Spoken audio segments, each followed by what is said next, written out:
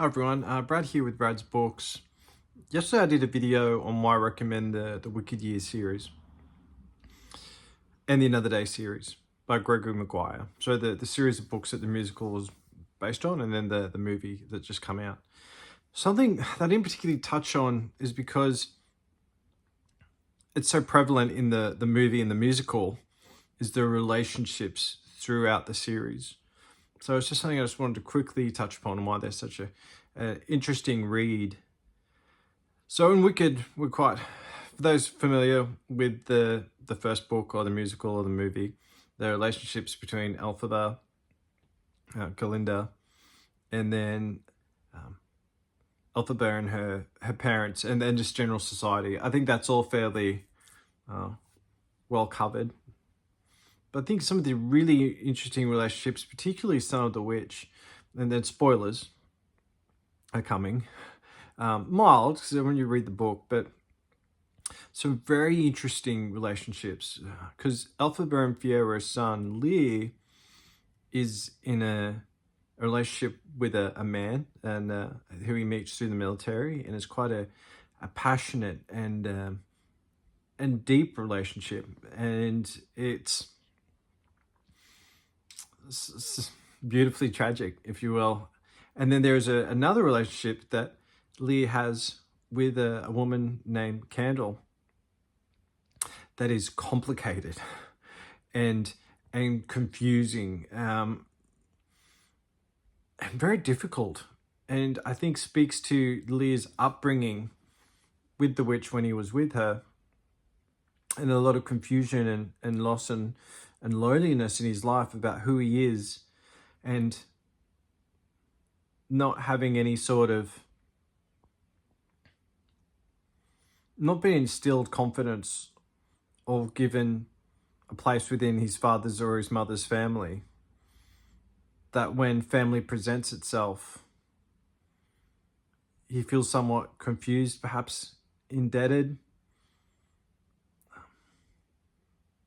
I don't want to say chained, but yes, it's a confusing relationship. You need to I'd recommend you have a read of that and say for yourself. But we see Galinda, her relationship with Lear's daughter, how Galinda is still very much, or Glinda, how she is a society woman who is being changed by her relationship with Elphaba, but change can be slow. And she works in another world where of the upper classes and power and authority, and having to truly persuade and play within the rules of the game. So I think it's really quite interesting, that whole story. I think it's really quite good. I think there's a part of the book where Galinda casts a spell, bring winter underwater, and I just love it. I just love it. It's got ramifications, that spell, but it's quite interesting, and how Galinda responds to rain, knowing even though rain is hidden from the world, her skin color, how she has to do what's right to protect this girl in a very corrupt and evil world. So it's the right thing by Rain, but it might not be the right thing for her for raising a child. I think it's so interesting. So, yes, I think that even Nor's relationship, Fiyera's daughter, she's been through a terrible time, a completely horrific time. Her life's been completely torn apart after the events of Wicked, which she's not present for, but she's really, truly suffering the effects of. Horrendous. And how she has to relate to her brother, who she barely knew as a child before life went so terrible once more.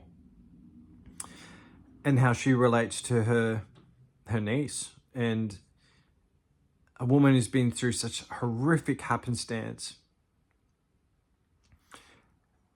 How she has to love and protect a girl who is in a dangerous world and is in additional danger purely because of her heritage.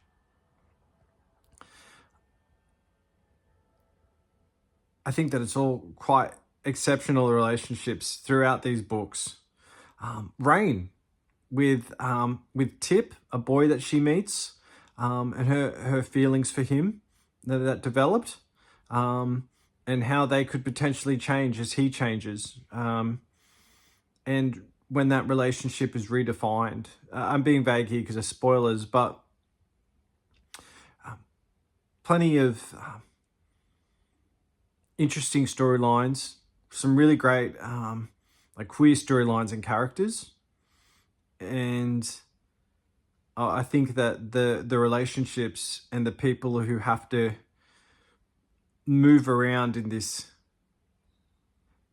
geopolitical landscape of Oz it's quite interesting and touching and moving and well worth the read for the characters. So if you enjoy the relationships we see in Wicked, like the Ozdust Ballroom, that is a very different night out in the books. And I recommend it for mature audiences. But what the students of Shiz University go through, what they see, what they experience in a world that the book of Oz, The Wizard of Oz, wasn't corrupted. Because obviously it's a child's book. That I think it'd be different if the book was just written and released yesterday, that if you're looking at such themes of such a book, children's book. But I think it's because it's written so long in the past and it's something that we as adults have grown up with. I think The Wizard of Oz has been, especially the movie, we've been watching it since we were potentially had around it since we were children. That I think that it's really interesting to be able to kind of like push it to its boundaries. And I think that's what it's about. I think one thing I didn't really touch upon in the video yesterday is that like the world of Oz, like Dorothy's Oz, but in this Oz, people aren't kind. They know that it's like they know that their character's in a book. And Glinda the Good is kind of, as we've seen in the movie or musical, isn't particularly good. And the Wizard and the Wicked Witch isn't particularly bad. And the people of this nice little story, like Munchkin Land and all that, they're not nice little people. Like they got nurses who will rob the woman giving birth, and Elphaba's biting off fingers, and the world was created in such an exotic way. I think it's just a really great book. But anyway, that's my little addendum. I just wanted to add that. Sorry, I'm throwing heaps of Wicked books out. Yeah, I will. I want to read some new books, which I have on the way. Another video coming. And yes, I just have to sit down and read. Something I haven't actually done for a while, besides Wicked. So I'm excited to get back into reading. Garden Spells. That's what I'm up to. All right. That's the book. All right. Thank you. Bye.